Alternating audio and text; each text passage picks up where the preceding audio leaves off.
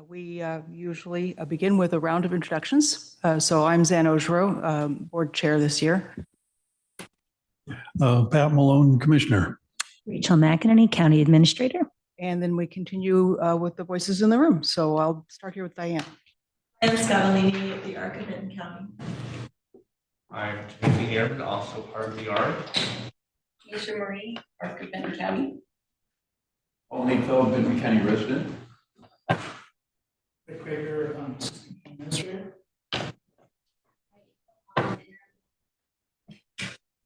Brandon Persinger, Association of Oregon Counties and Council of Forest Trust Lake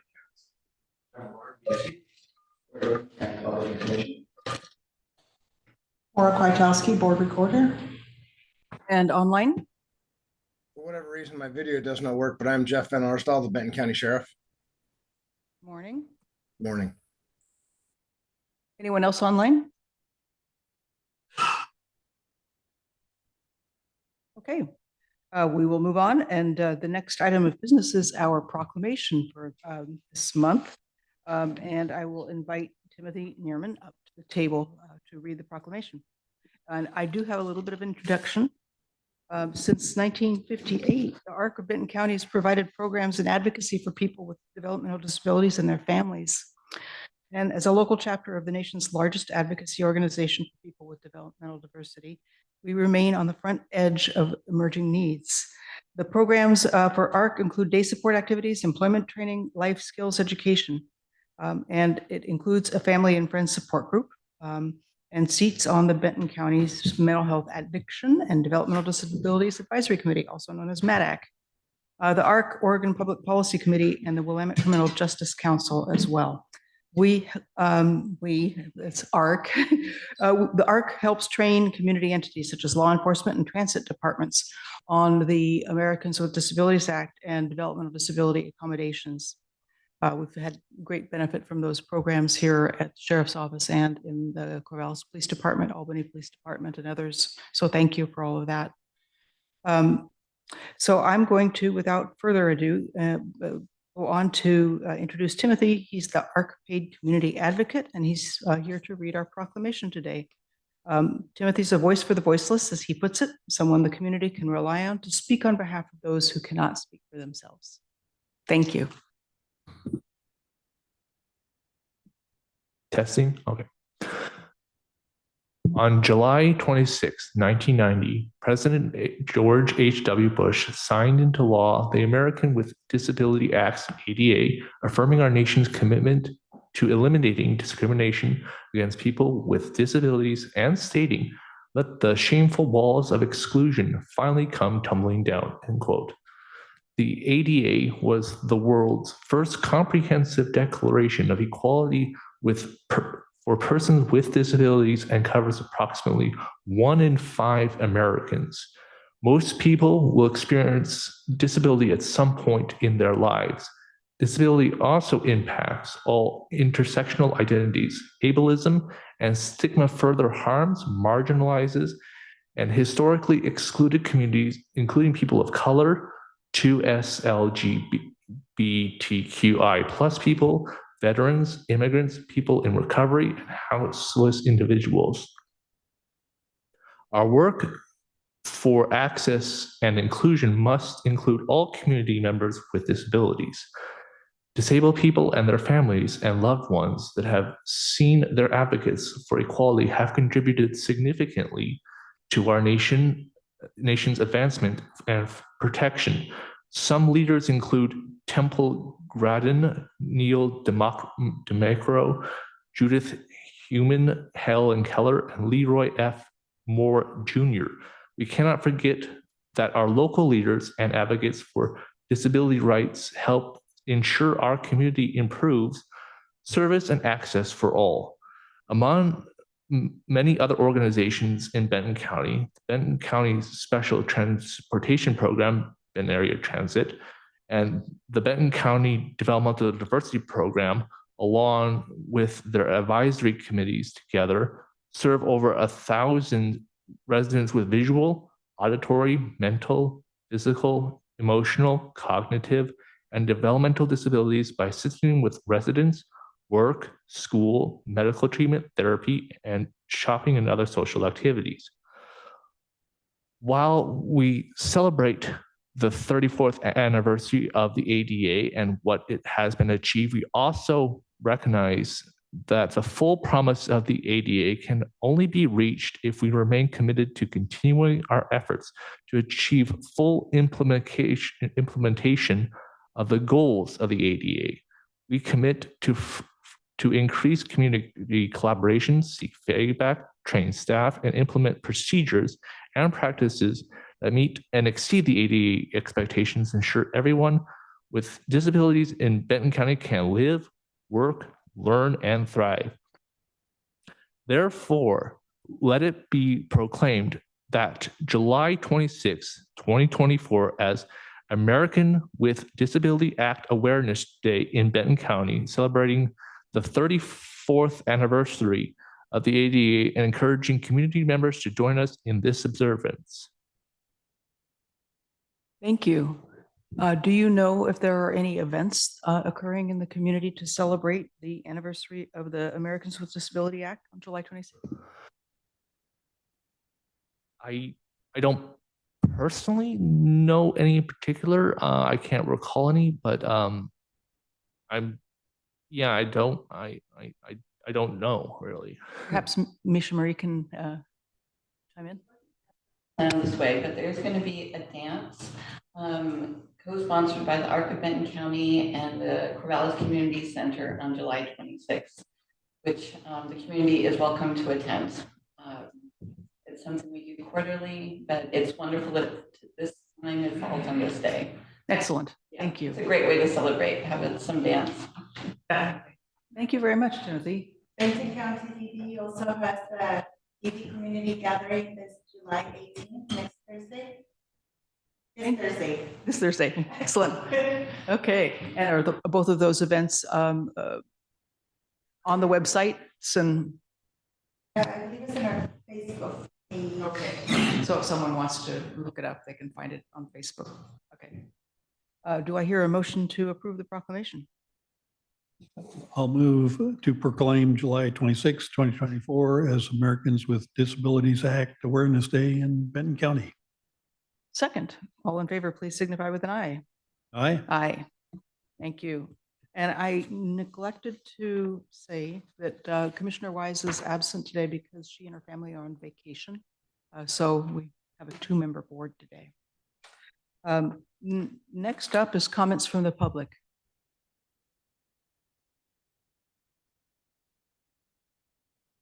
Thank you.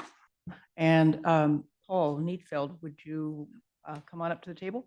And I think you are aware, but the mic is on when it shines red, so you need to press the button at the base.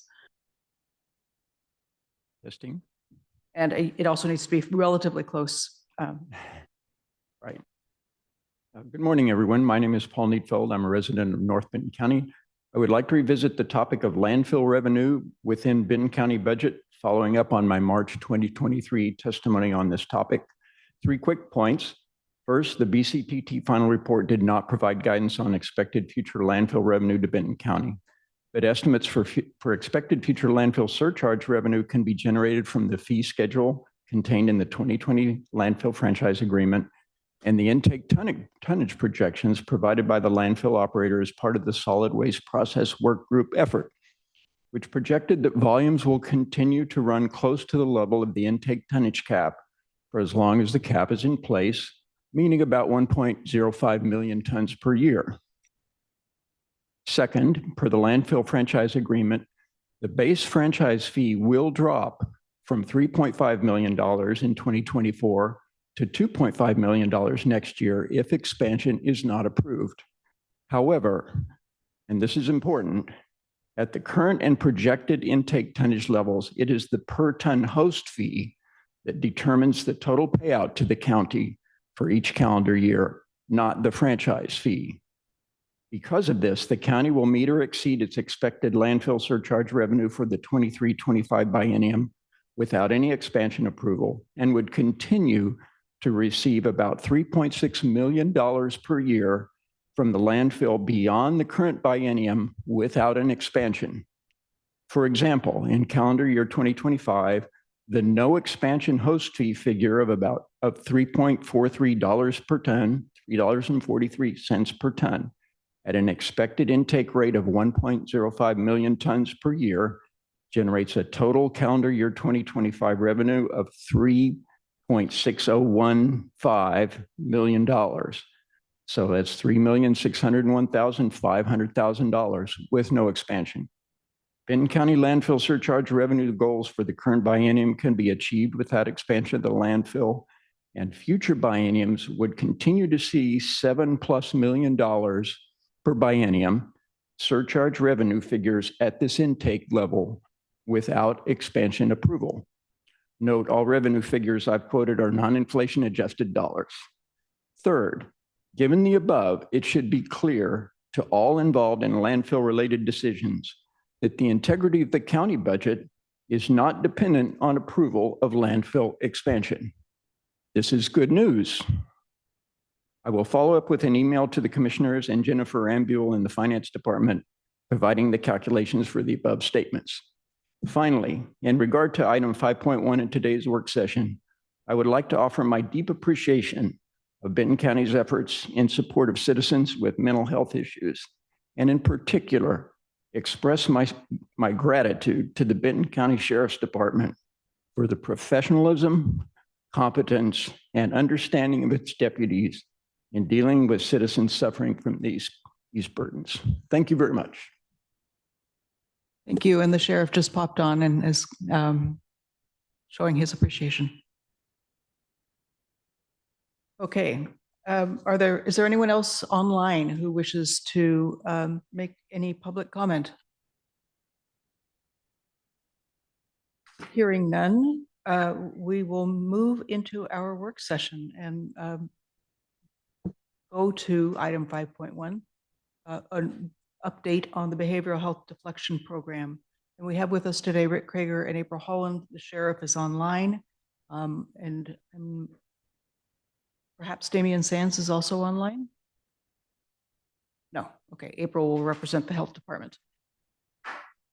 The floor is yours.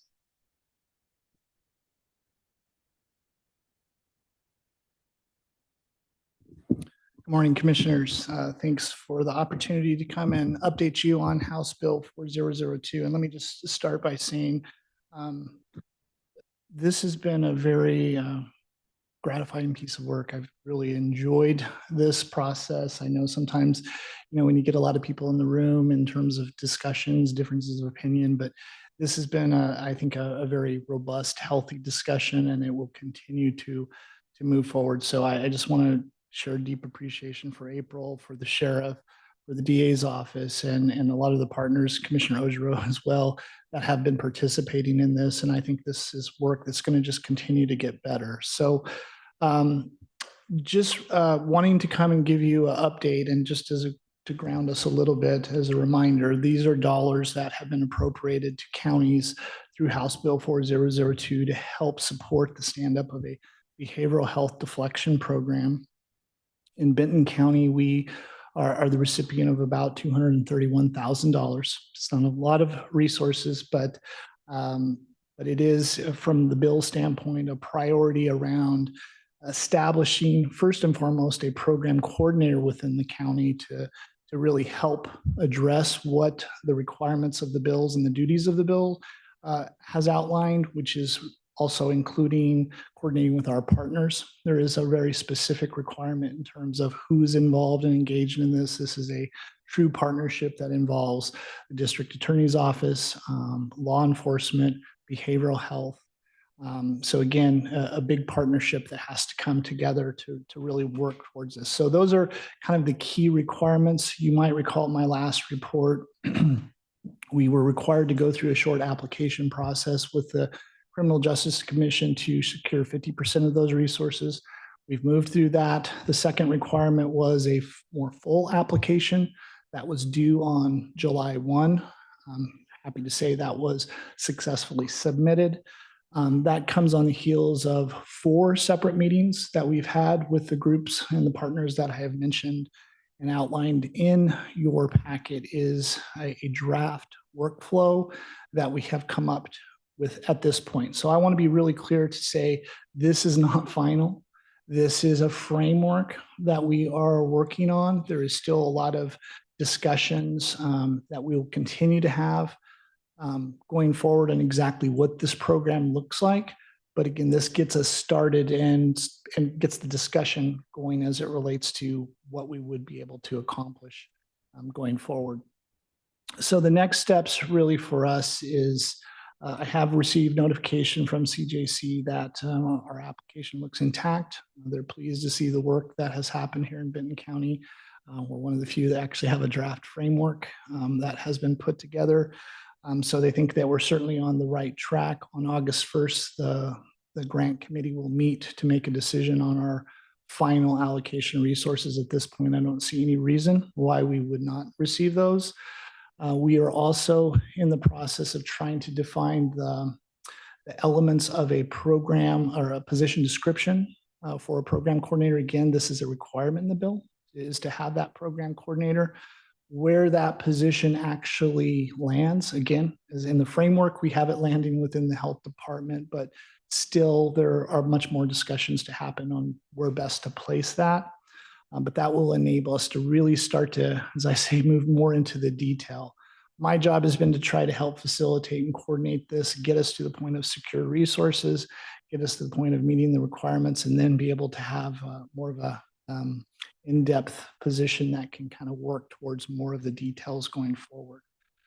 So just to speak a little bit to the draft framework that we have at this point, again, I'm sorry, I keep saying, I want to emphasize draft because again, these things will certainly change as we move forward and have further discussion. But at this point, we have talked about with our deflection program being individuals that would be eligible are those individuals that would be cited with a possession of controlled substance as a misdemeanor only. Now, again, this has had a lot of conversation exactly how far do you go? This is at this point, this is where we're starting. So these would be individuals cited and interacting with law enforcement, and they would be a Benton County resident.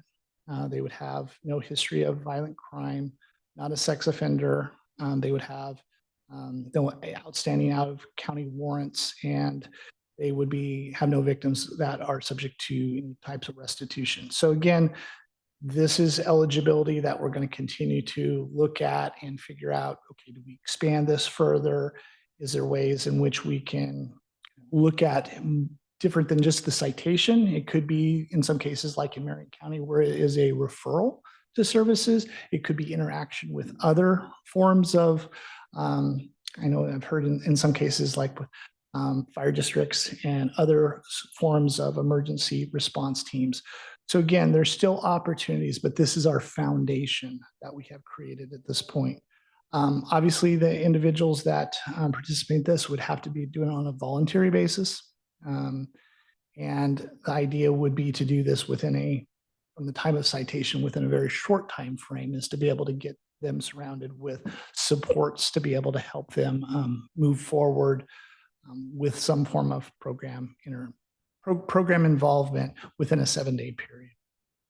So again, the framework that we have put in place is looking at it from the standpoint of how do we get them from the point of citation directly into a place where we can effectively evaluate and screen and be able to make an assessment of what types of services they would need. We've talked a lot about low risk and high risk. I think from our standpoint, we want to be open to all risk as it relates, but we also recognize there's different types of treatment services that would be necessary. In the case of someone that maybe is more in the low risk, perhaps it's more of a counseling education type program.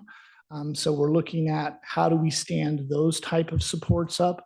But from a high risk standpoint, a lot of the conversation, particularly with our community partners, has been around how do you get them into some form of peer navigation type supports so that you get someone that is helping them, supporting them, referring them to services, having a comprehensive assessment done.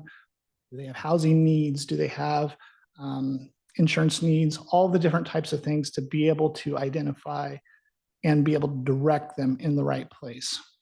So again, from our framework, we're looking at all of those individuals. Part of our discussion with the district attorney's office is in terms of that we have to kind of continue to talk about is what defines success. So particularly from a high risk standpoint, at what point do you trigger that person or individual has completed the right steps within the programming to be able to move away from the citation. So again, a lot of discussions that we're continuing to have. Our plan is there is a required regional symposium that is coming up on the 24th in Bend. We have a team of 5 that is going to that symposium. There we will have our draft framework that we've put together, and they will receive some guidance and discussion around things to consider, things to help us improve on where we have gotten to at this point. That information will come back, and then we will have another team meeting after that to really debrief and have further discussions on how we refine this. April has been gracious enough to help with drafting a position description that we'll also be sharing with the team is in relation to the duties and requirements of, again, the bill and how do we start to move forward in getting a position in place. Again, I think that is an important element because we need an individual that can really spend more time in getting more into the details of this program. So I think that's generally the kind of the highlights at this point in terms of where we stand. I would invite April. I see the district attorney was able to join us as well as the sheriff. If they would like to add any comments to the work that has been occurred or anything in terms of moving forward, I'd invite their testimony. Thank you. Good morning. The only thing I'd like to add is that we've been doing a lot of learning, not only a lot of conversations with many partners, both the ones mentioned here, as well as our behavioral health resource network partners, to determine where to start with this and how to build something that includes all of the necessary elements and the ones that we would want to see in a behavioral health deflection program, and also build something that can be scaled as we demonstrate success to serve even more people. So I'm really excited for the work to come and really have enjoyed as well working with all of the partners at the table. Look forward to getting a coordinator here to really undertake the development and implementation pieces. It's a big job to convene multiple partners and to dig into the ins and outs of establishing a program like this. Lots of good things in the future for deflection. And yeah, I'll turn it over to my colleagues on the screen.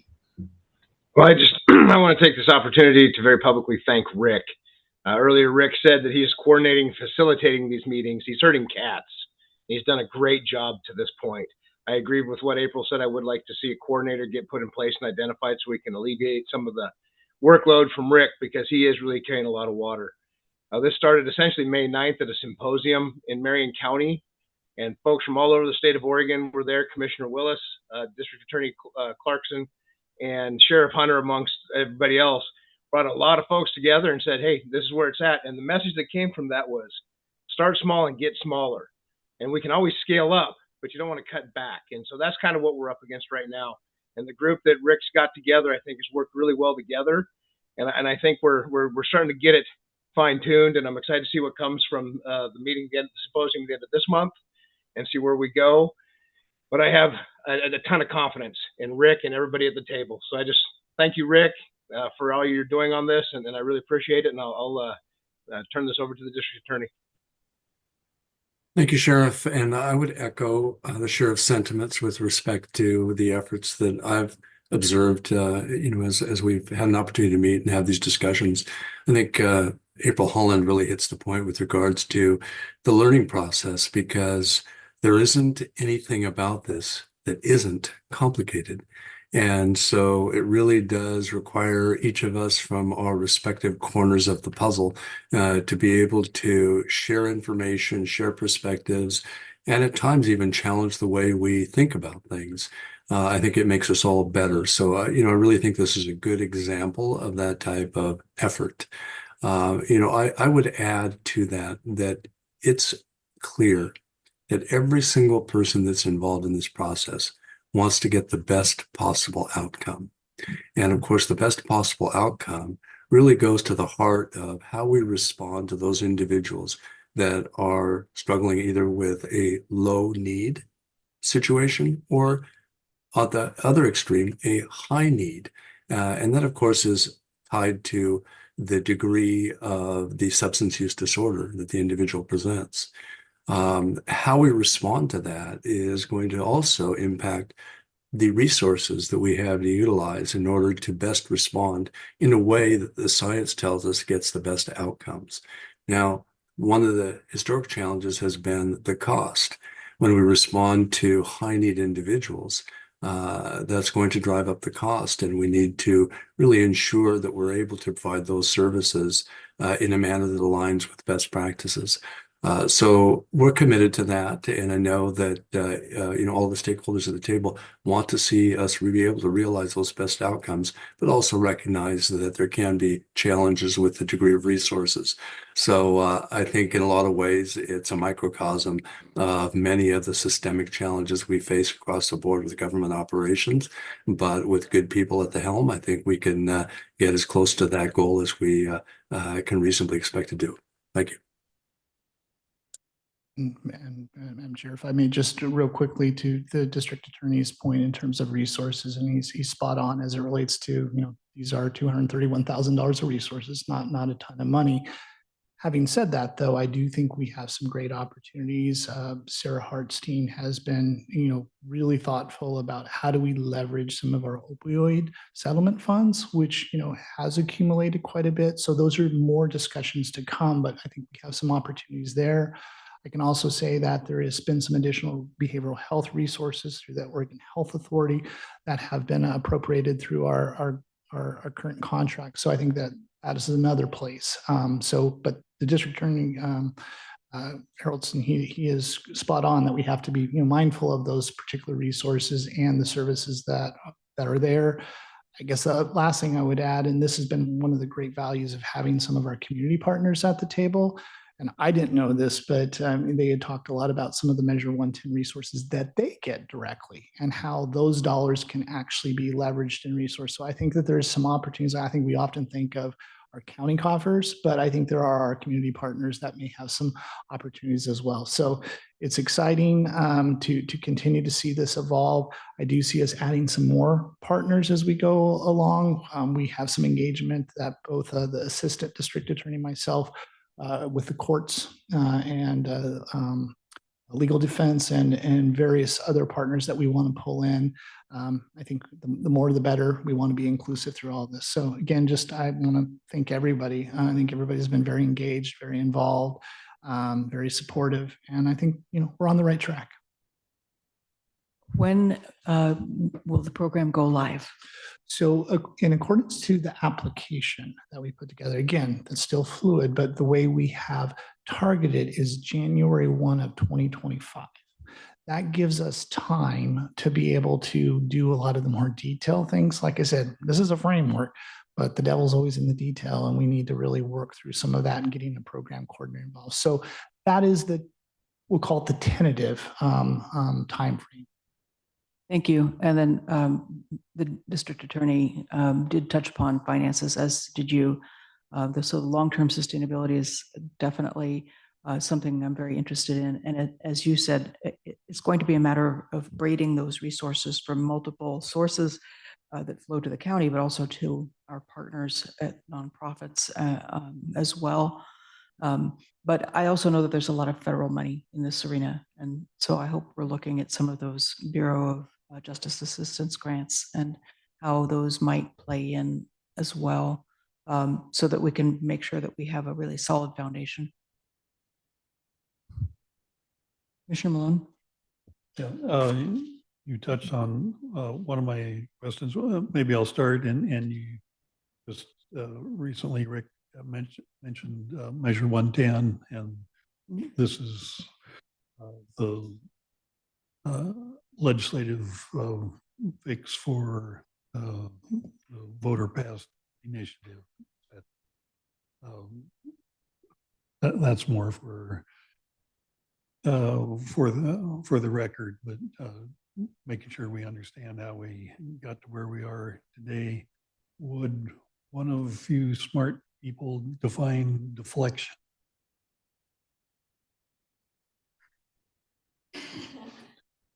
So I'd say that deflection is a community-centered practice that seeks to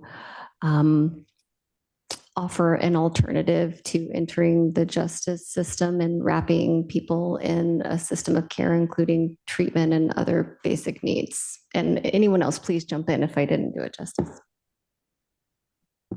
I think that's a great description. If you look at a sequential intercept map of the justice system, it's at the very earliest intercepts, 0 and 1. So the intent is to reach people before they get involved in the justice system, thus deflection. And that distinguishes it from the drug treatment court approach, which is something that is actually after someone has gotten officially involved in the justice system and addresses folks that have committed more serious crimes. So they will provide similar services, but they are very different in approach in terms of one being intimately tied to the legal system and the other trying to avoid that connection. I'm sorry, Commissioner Malone. If I may, there are a number of statutory constructs that will move criminal matters out of the traditional system, criminal justice system.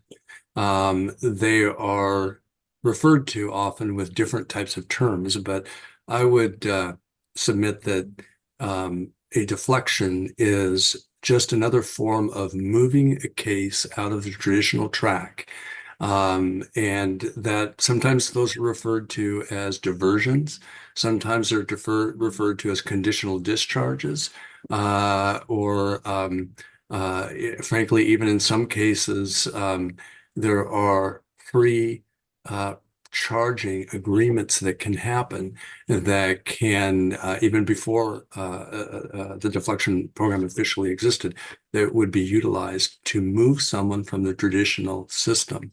The difference in terms, as Commissioner Ojiro, I think, pointed out very well, has everything to do with the point in the justice system where that case may move. And so, if we take all those terms and think about them as moving out of the traditional track, but the term itself defining at what point, that would probably be my fingernail sketch description. Great. I appreciate that, because I've, in the last month or two, have heard the term quite a bit, and I could tell from the term, well, this is a good thing, but I don't exactly know how we're deflecting.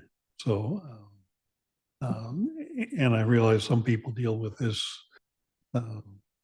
frequently, and it's understood, but I think it's important to define our terms, and especially with all the controversy and talk about Measure 110, that okay, we understand that that measure, well-intentioned, but needed some fixing, and this is the at least the start of making Measure 110 function like I think people that voted for it intended.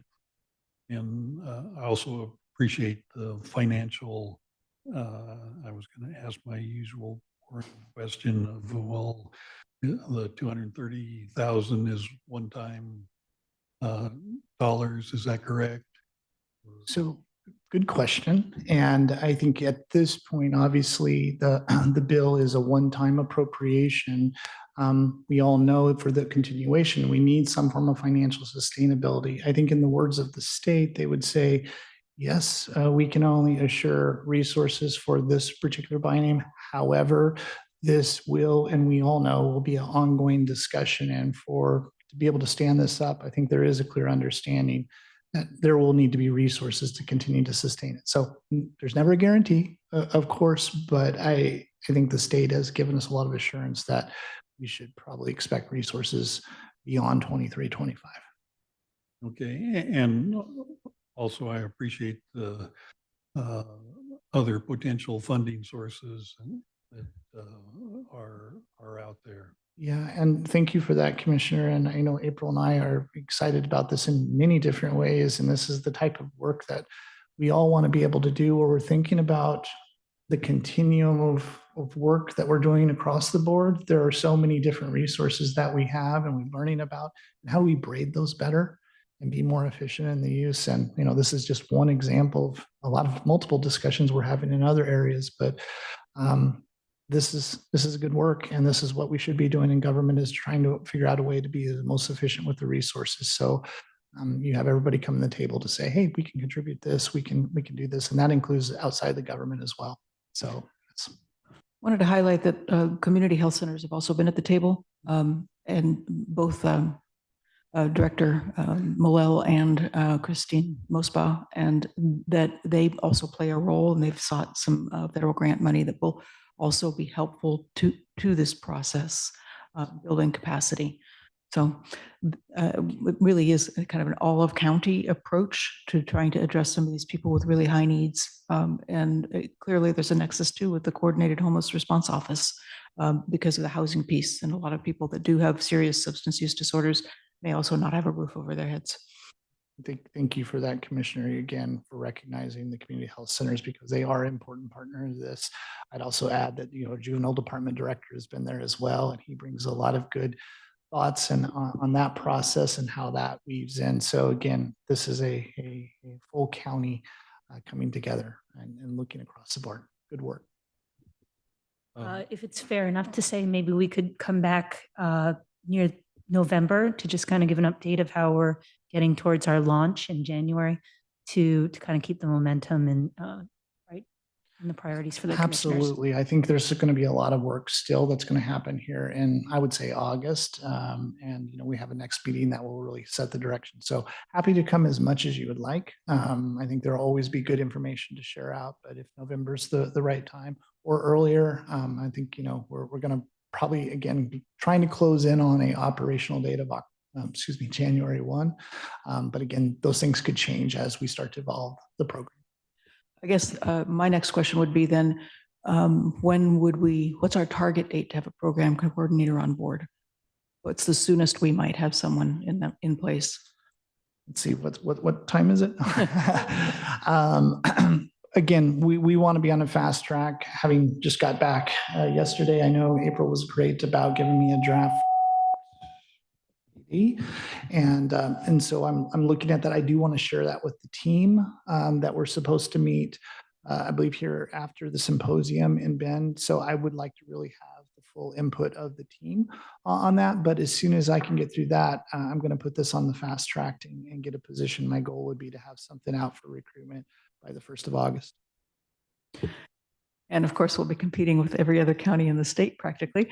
But I'm hoping that with Western Oregon University and Oregon State University here nearby, and a lot of people that are very interested in this field, that we might have some great candidates. It would probably be good to update us when we do have that person identified, so you can bring them forward before us to introduce them and talk about next steps. Absolutely. Happy to do that. Okay. Any other questions? Yeah, a couple. You mentioned the paperwork and the deadlines. Who's tracking, responsible for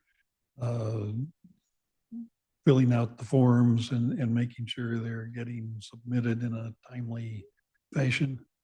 Well, that would be yours truly, but I do have the great help of Lindsay Goodman, who has been great about keeping me on track and making sure that we get everything in. So eventually be that program coordinator, but for right now, Commissioner, that'd be me. Okay, and I can also see at some point, probably in the near future, a communications opportunity to let the wider public know what the state's up to, what we're up to, and we've taken some of the challenges with Measure 110, and we're working on it, and have some I think good opportunities in our future. Absolutely. And we will certainly be bringing Corey in as we have. We wanted to get, of course, get to a point through this application process and know that we have our requirements secured.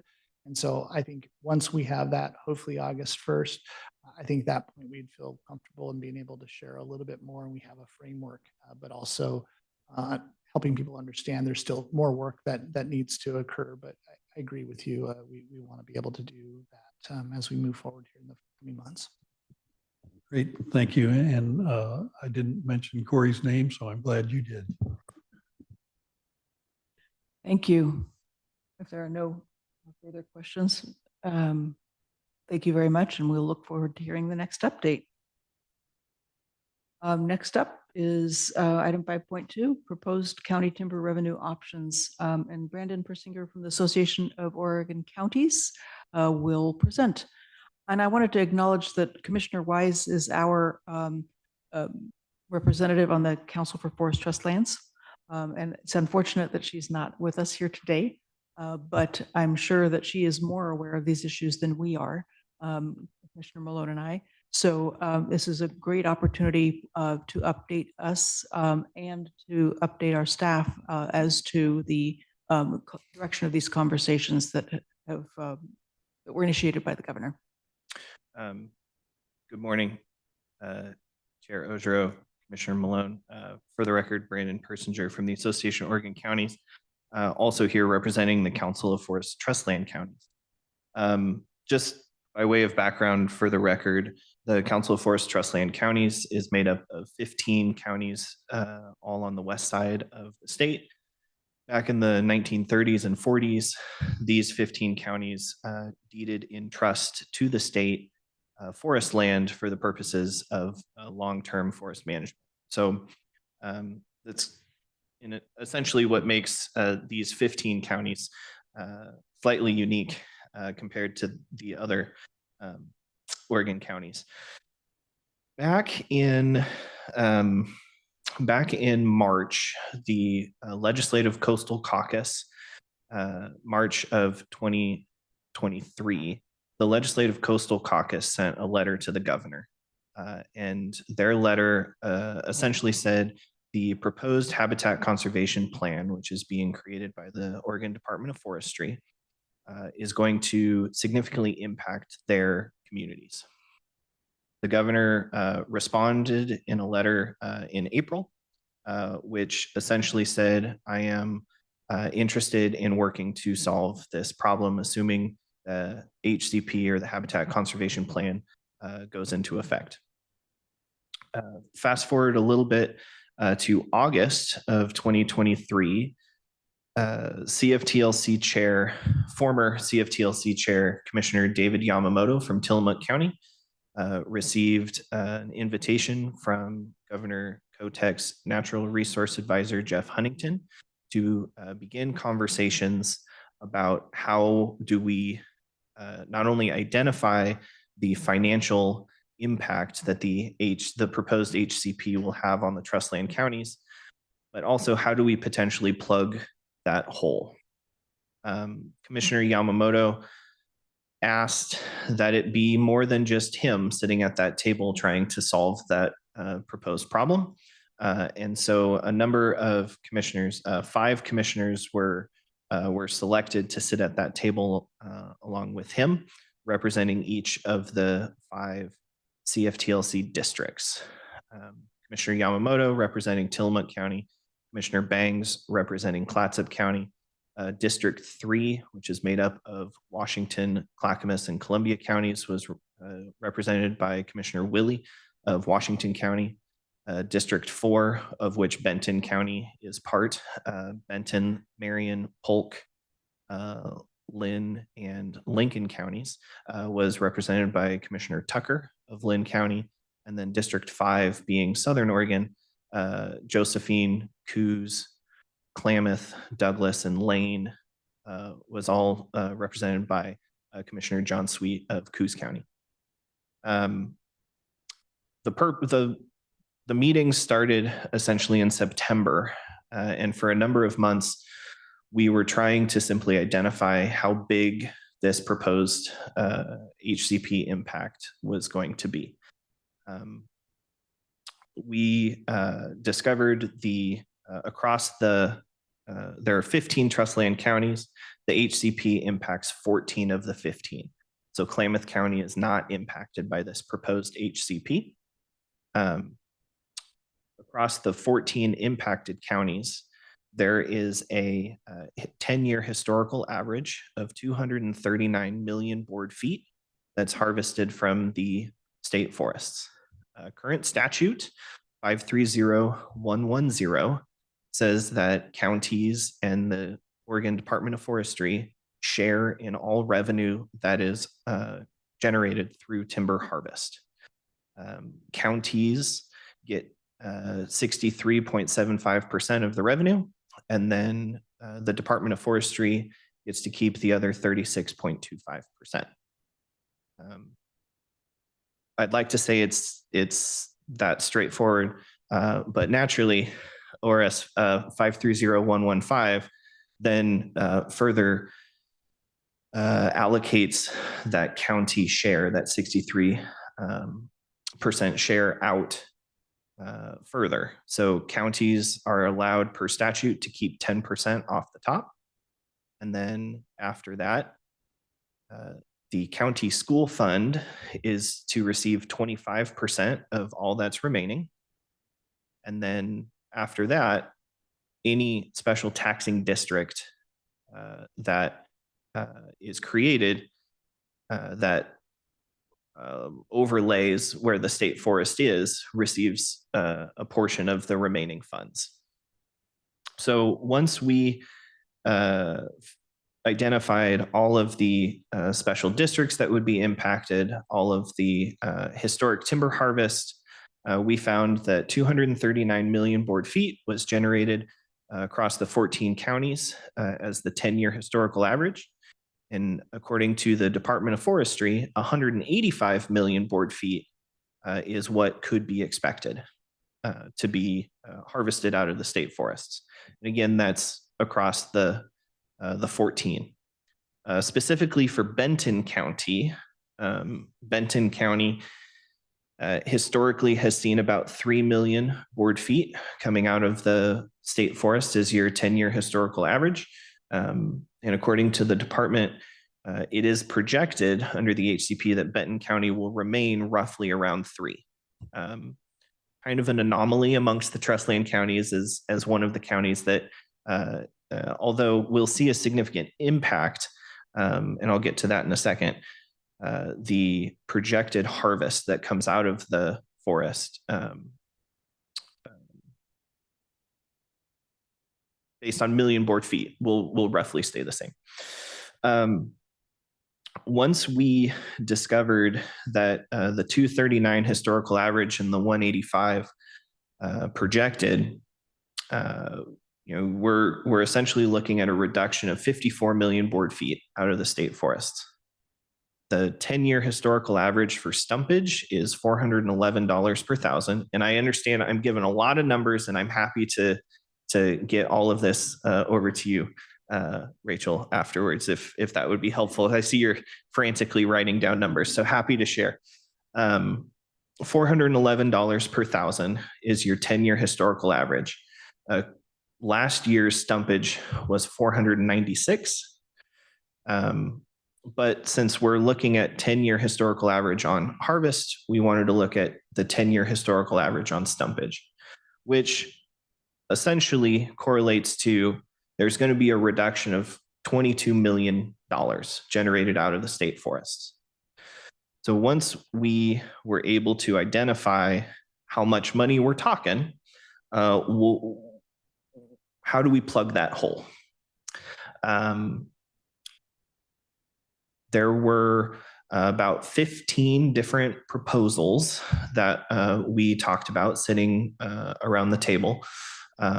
The 5 commissioners and myself, and then 3 individuals from the governor's office. And for one reason or another, things started to get crossed off the list. Either it wasn't feasible, it wasn't something that could realistically happen on a short turnaround, right? We're looking at one legislative session, this next upcoming legislative session, to really try and identify any changes that need to be made before the Habitat Conservation Plan goes into effect in 2026. So this is really our one shot going into the 25 legislative session.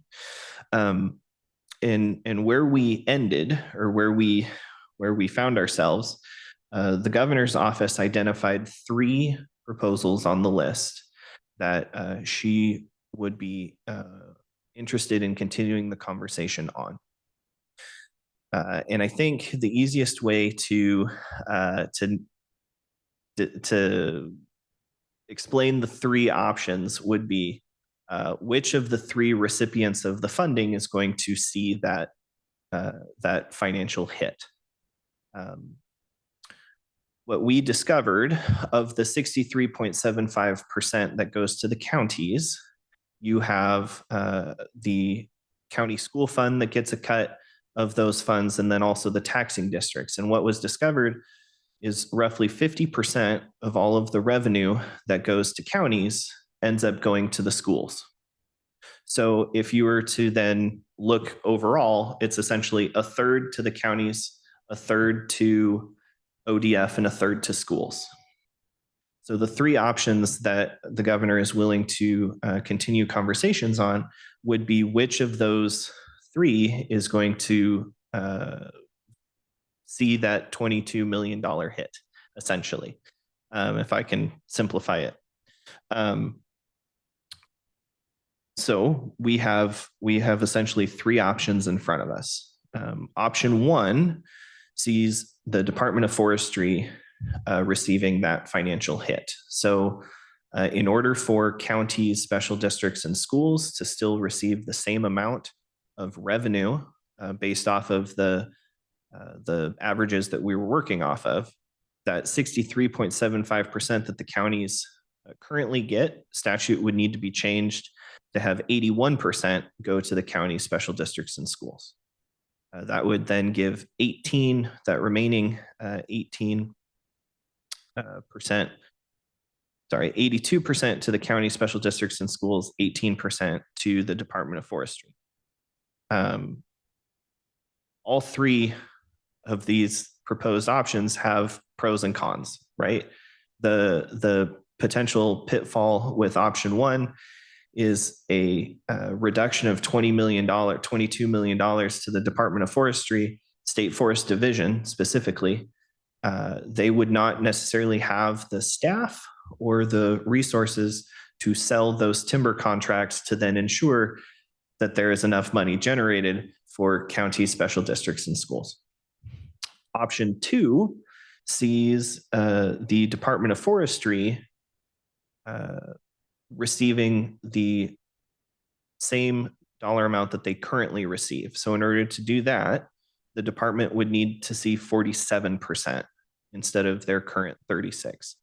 So by doing that, it would reduce the counties, special districts, and schools down to 53%, again, evenly split between counties and schools. So it would really be 26.5% to the counties, 26.5% to schools, and then that remaining 47% to the department. I think it's safe to say that option 2 was not really well received by the county sitting at the table, since they were county forests that were deeded in trust to the state to manage. One of the requirements under the statute for greatest permanent value is timber harvest. So seeing a reduction of that magnitude to the counties was not necessarily something that the counties were super excited about. And then option 3 sees that reduction being received or experienced by the local school districts. So that would mean 53% to the counties and non-educational special districts, 47% to the Department of Forestry. That keeps counties and special districts receiving the same amount as previously. It lets the Department of Forestry receive the same amount that they have previously. From a dollar standpoint, the percentages would need to change, and then the school districts would be placed fully on the school equalization program. There are, well, I should say it's not that simple and straightforward, since there are 4 school districts in the state that are not currently on school equalization because their local revenues are exceed the amount that they would get from the state. Those 4 school districts just so happen to be in Tillamook and Clatsop counties, 2 of the 14 impacted trust land county. So additional conversations would need to be had if option 3 is the route that the counties and the governor's office decide to go down, as to whether school equalization is able to pick up that additional revenue needed to be allocated to all of the impacted school districts, not just those 4. But then also, additional conversations would need to be had with the school administrators, the school boards, the teachers, et cetera. Since at this point, it has just been the governor's office and the counties having this conversation. So that has been the subject of the conversations with the governor's office. On June 28th, we had a CFTLC full membership meeting. Commissioner Weiss was there. She received all of this information, and at the time, what was asked of the commissioners from all of the trust land counties was, I would be more than happy to come and present to the boards. A lot of these counties have 3-member boards, and so really the only way for you to have these conversations is in this type of board meeting. So I would be happy to come, relay the information, take questions, try and answer the questions if I'm able to. Otherwise, happy to go back, find the answers, and get it to you.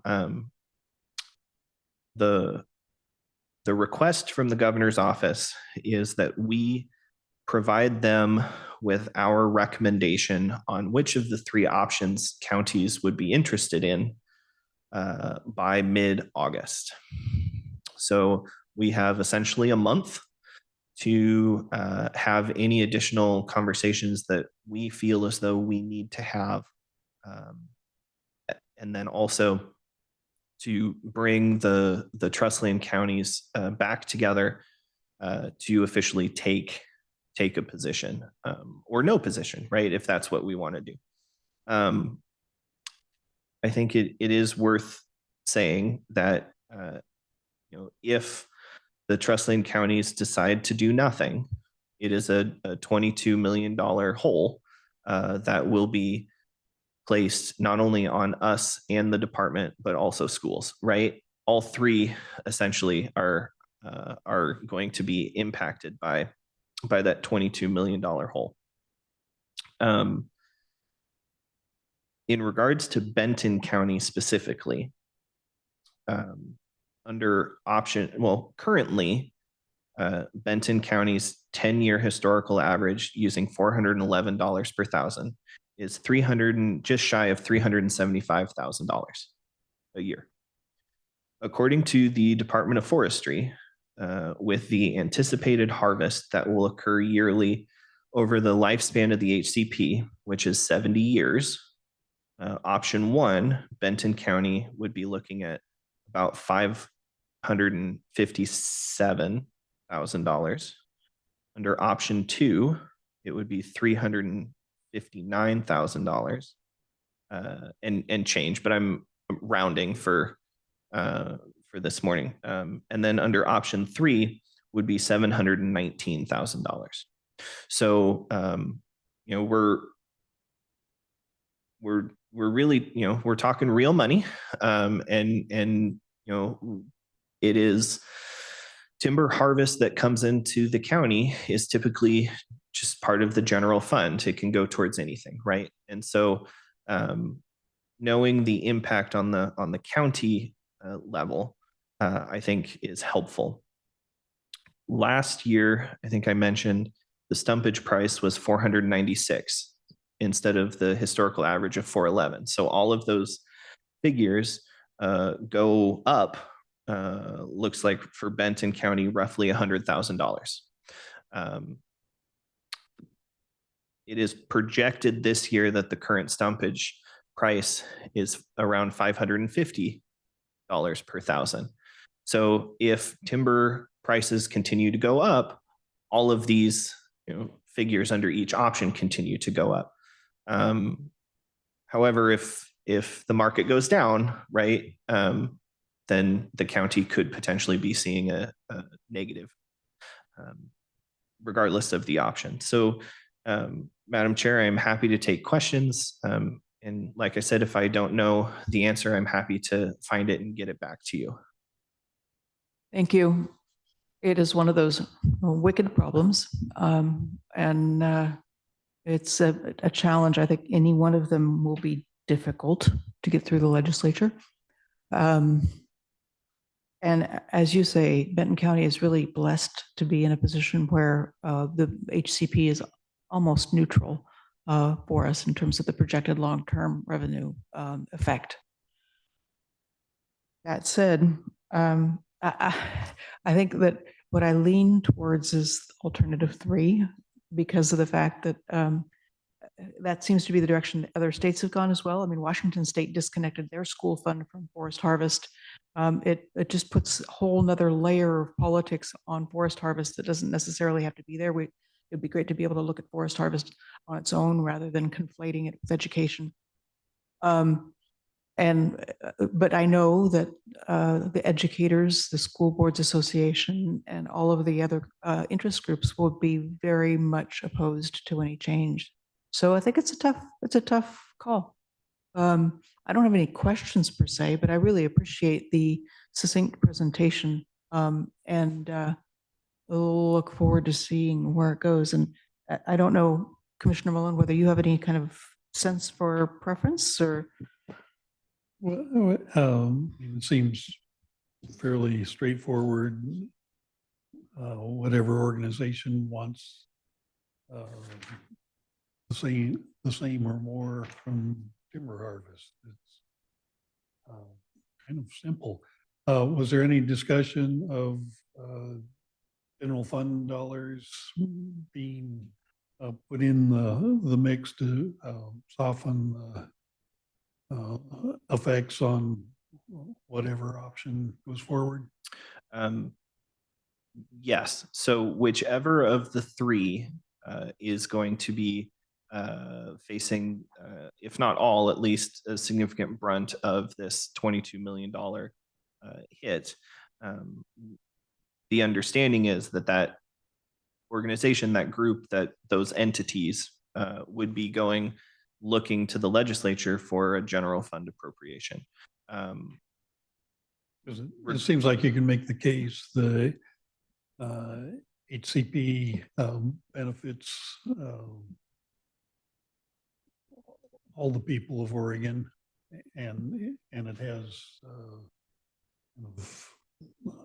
differing effects on different counties, but that the benefits accrue to the whole state. So to me, it seems like it's fairly easy to make the argument that the state should help at least soften the hits of whatever option goes forward. But if there's any question, I mean, I can say, well, the county should come out ahead on this. We're a county. So I'm sure there's going to be interesting discussions going forward. And like Commissioner Ojero said, I appreciate your keeping on top of this. And if you have some summary, or because you did go over a lot of numbers, and appreciate that, but I can only take right so fast. So if you have some kind of package you could forward to us, that would Happy to. be appreciated, especially that some of these discussions will be happening in the future. So it'd be helpful to kind of have the lay of the land as these discussions take place. But I think that's what I had. So thank you. Yeah, I still think that alternative 3 might be the best if there's a possibility to work in alliance with the educational folks, because they have such a strong lobby in Salem that they are the most likely to be able to get backfill. And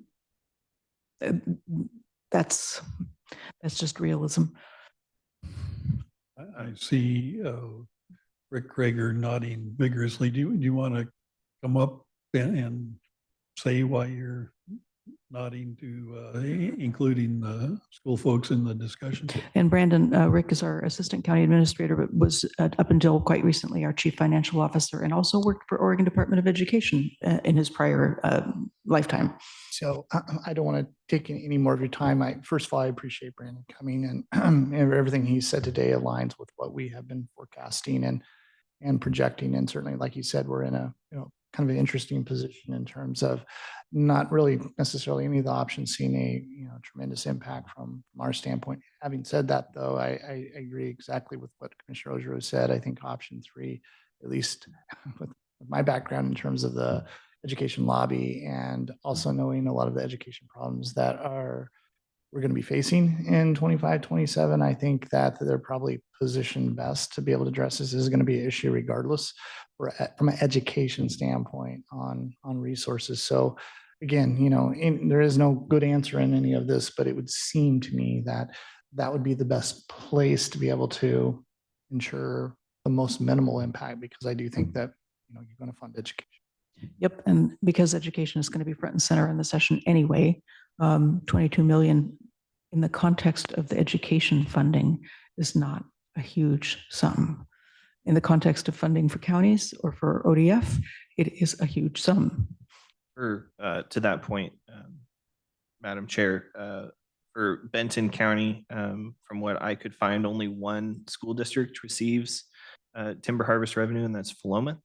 And then I will say that $22 million in the overall school budget, for the last biennium, it was 10.5 billion with a B.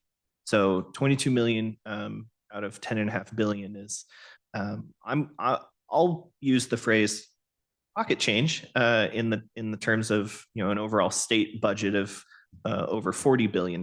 But I do think, and I will share that your statement, option 3, assuming that the schools are either go along or are made whole, or that is similar to what I have heard from other trust land counties when I've spoken with them also. That makes sense.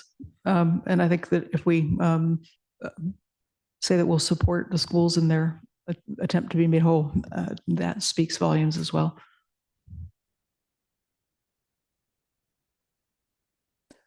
Well, thank you. I really appreciate the time.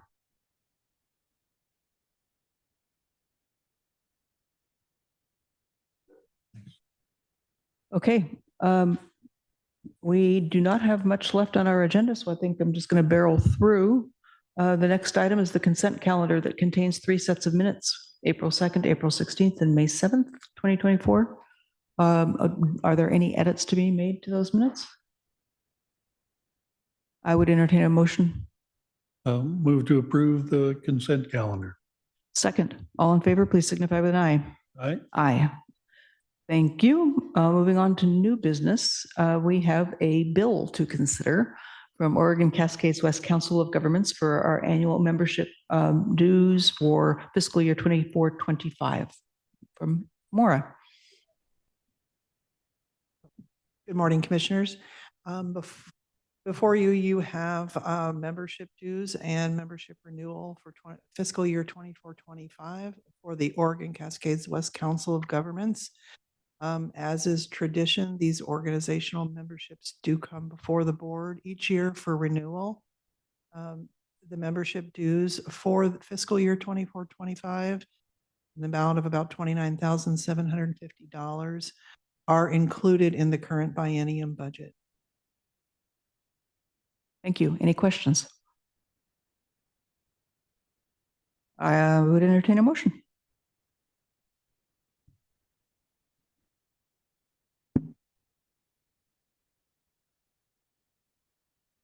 I move to approve the fiscal year 2024-25 Oregon Cascades West Council of Governments membership renewal and payment of dues in the amount of $29,750.13.